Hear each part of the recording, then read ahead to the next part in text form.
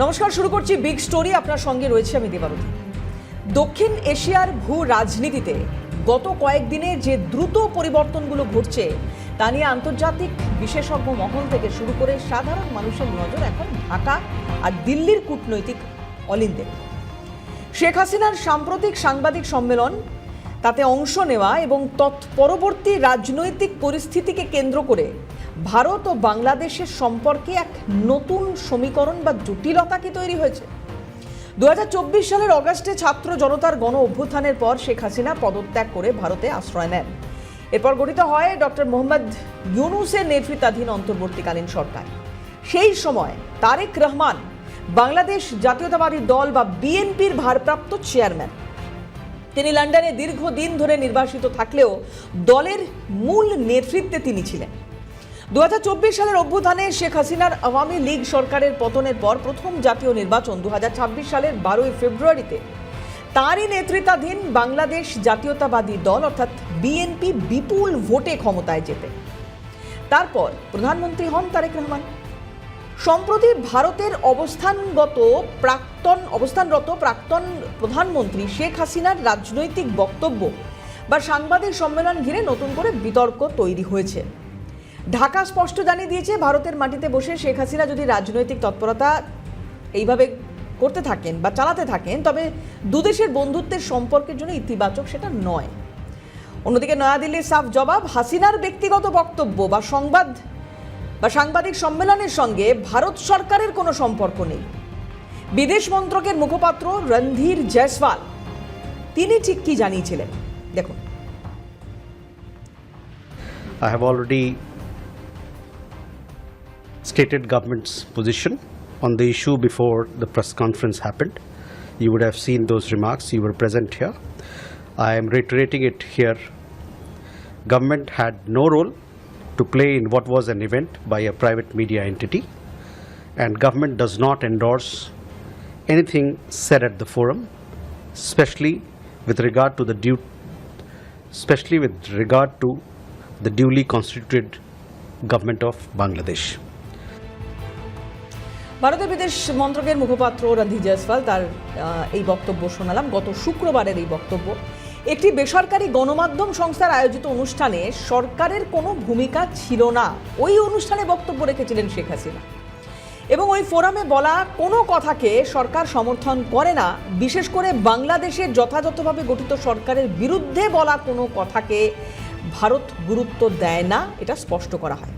তবে ঢাকার অন্তর্বর্তীকালীন সরকার কিংবা কূটনৈতিক বিশেষজ্ঞরা এই যুক্তি পুরোপুরি মানতে নারাজ।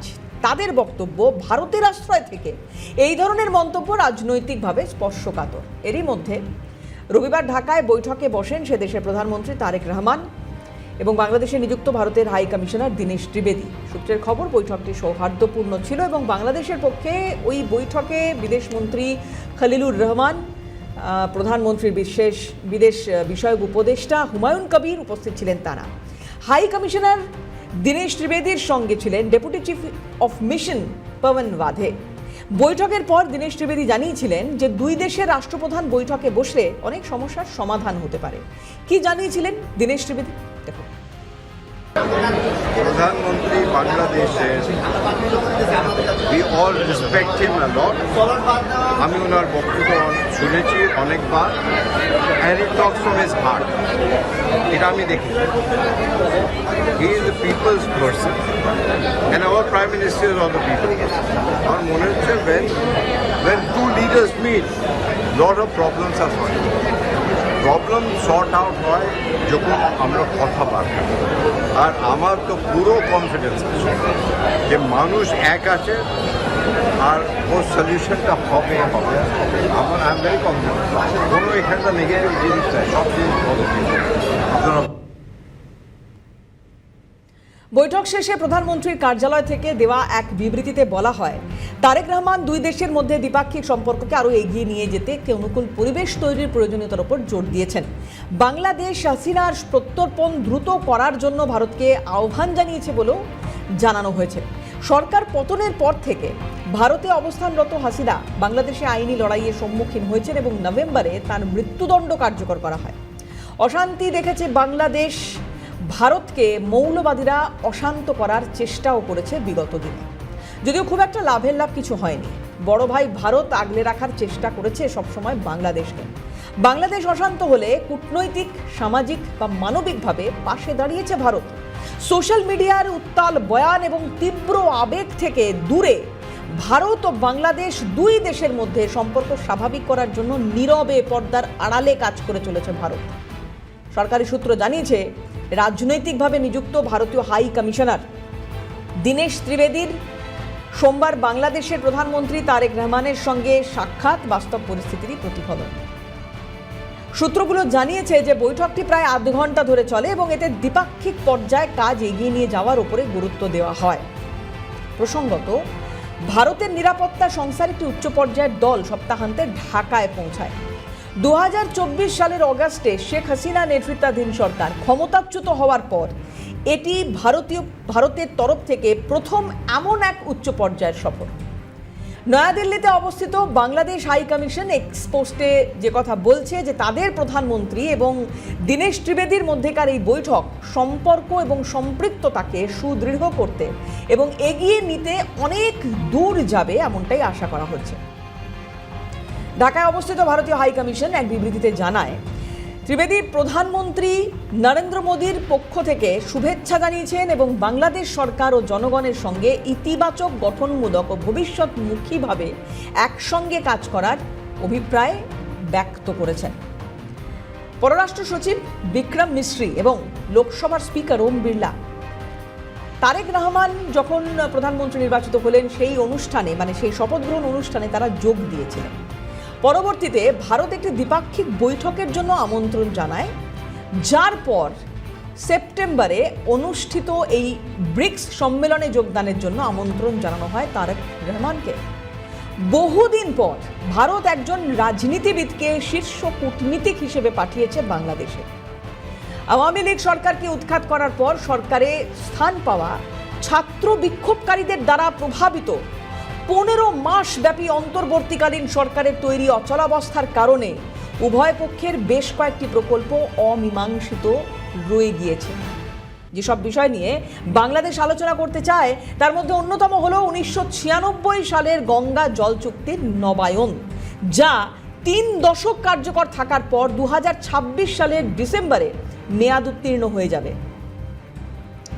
চুক্তিটি রিনিউ করা প্রয়োজন এবং 2026 সালের 31শে ডিসেম্বরের আগে ব্যাপক বিশেষজ্ঞ পর্যায়ের আলোচনা দরকার। সেটা জানে বাংলাদেশ, সেটা মানে বাংলাদেশ। কূটনৈতিক মহল মনে করছে যে সেপ্টেম্বরে এই ব্রিক্সের জন্য বাংলাদেশের প্রধানমন্ত্রী তারেক রহমানের সফর উভয় পক্ষকে গুরুত্বপূর্ণ বিষয় আলোচনার পুনরায় শুরু করার সুযোগ দেবে। ভারতীয় বিনিয়োগ, কারিগরি সহযোগিতা, অবকাঠামো অর্থায়ন বাংলাদেশের উন্নয়নে অবদান রেখেছে। বাংলাদেশের বিদ্যুৎ ও সংযোগ খাতে ভারতের অংশীদারিত্ব রয়েছে। ঢাকার বেজিংয়ের বলয়ে ঢুকে পড়ার সম্ভাবনা যদি তৈরি হয় তাহলে সেটা অবশ্যই ভারত যথেষ্ট গুরুত্ব দিয়ে দেখবে বা দেখছে। দুই দেশের মধ্যেকার, মানে ভারত এবং বাংলাদেশের মধ্যেকার এই 4000 কিলোমিটার দীর্ঘ যে সীমান্ত, যা দিয়ে এতদিন ধরে অবাধে পাচার, অনুপ্রবেশ, আন্তঃসীমান্ত চরমপন্থা মোকাবিলায় যা যা ঘটনা ঘটেছে এবং বিগত সময়ে এই পশ্চিম বাংলায় তৃণমূল সরকারের বিরুদ্ধে সরাসরি অভিযোগ উঠেছে ভোটের রাজনীতির, সেই জায়গায় দাঁড়িয়ে আজকের দিনে এখানে বিজেপি সরকার প্রতিষ্ঠিত হওয়াতে নেশন ফার্স্ট এতে উদ্বুদ্ধ হয়েছেন বাংলার মানুষও। ফলে এটা খানিকটা সমস্যার হয়ে দাঁড়াচ্ছে, এটা খানিকটা অসুবিধায় হয়ে দাঁড়াচ্ছে বাংলাদেশের কট্টরপন্থীদের। একদিকে হাসিনাকে ভারতবর্ষে নিরাপদ রাখা বা নিরাপদ রয়েছেন হাসিনা, অন্যদিকে হাসিনার বাংলাদেশে ফিরলেই তার মৃত্যুদণ্ড বহাল। এই রকম একটা পরিস্থিতিতে দাঁড়িয়ে ভারতের সাহায্য আগামী দিনেও যেটা প্রয়োজন বাংলাদেশের জন্য সেটাকেও সম্পূর্ণ উপেক্ষা করতে পারবেন না বিএনপির প্রধান। ফলে এই জায়গায় দাঁড়িয়ে তিনি কি আগামী মাসে অনুষ্ঠিত এই ব্রিক্স সম্মেলনে যোগদান করবেন, নাকি কট্টরপন্থীদের কথা শুনে খানিকটা হলো পিছিয়ে যাবেন? যদি পিছিয়ে যান তিনি, বাংলাদেশের জন্য এটা সত্যি চিন্তার। ভারত ও বাংলাদেশের সম্পর্ক শুধুই রাজনৈতিক নয়, এর পেছনে রয়েছে গভীর ঐতিহাসিক, অর্থনৈতিক এবং সীমান্ত নিরাপত্তা সংক্রান্ত ভিত্তি।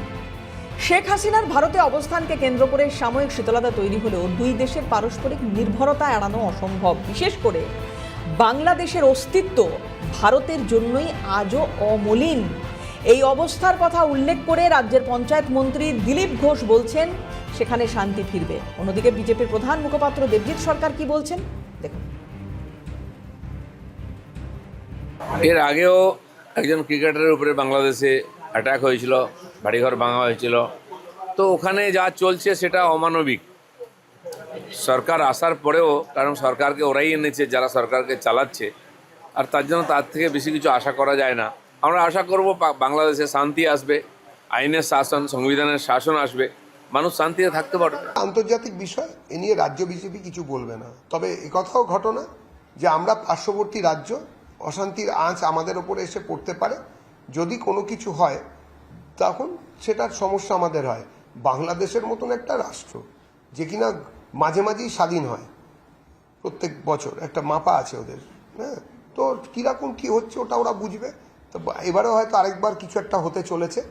আমাদের একটা রাষ্ট্রনীতি আছে, পররাষ্ট্রনীতিও আছে, কেন্দ্রীয় সরকার আছে, সেখানে সম্মাননীয় যশস্বী প্রধানমন্ত্রী নরেন্দ্র দাস দামোদর দাস মোদী আছেন, এবং মানুষ নিশ্চিত আছে যে মোদিজি থাকাকালীন তাদের কোনো ক্ষতি হবে না। বাংলাদেশ বাংলাদেশের মতন বুঝবে। ঠিক এই আবহেই নাম উঠে আসছে বিখ্যাত বিতর্কিত লেখিকা তাসলিমা নাসরিনের। তাসলিমা নাসরিন 2007 সালে পশ্চিমবঙ্গ ছাড়তে বাধ্য হওয়ার পর থেকে দীর্ঘ সময় ধরে ভারতেই কেন্দ্রীয় সরকারের রেসিডেন্স পারমিটে বসবাস করছেন। প্রায় 19 বছর পর তিনি সম্প্রতি কলকাতায় ফিরেছেন। আর ফিরে যাওয়ার সময়ও বাংলাদেশে ফেরার ইচ্ছে প্রকাশ করেছেন তাসলিমা। কি বলেছেন দেখুন। না যেতে চাই বাংলাদেশে, কারণ আমার বাংলাদেশের পাসপোর্ট রিনিউ করে না বাংলাদেশ সরকার, এবং আমার যে সুইডিশ পাসপোর্ট আছে ওটাতেও ভিসা দেয় না। না দিলে তো আমার কোনো ভ্যালিড ডকুমেন্ট নেই যাওয়ার জন্য। আপাতত ভারতেই থাকবে।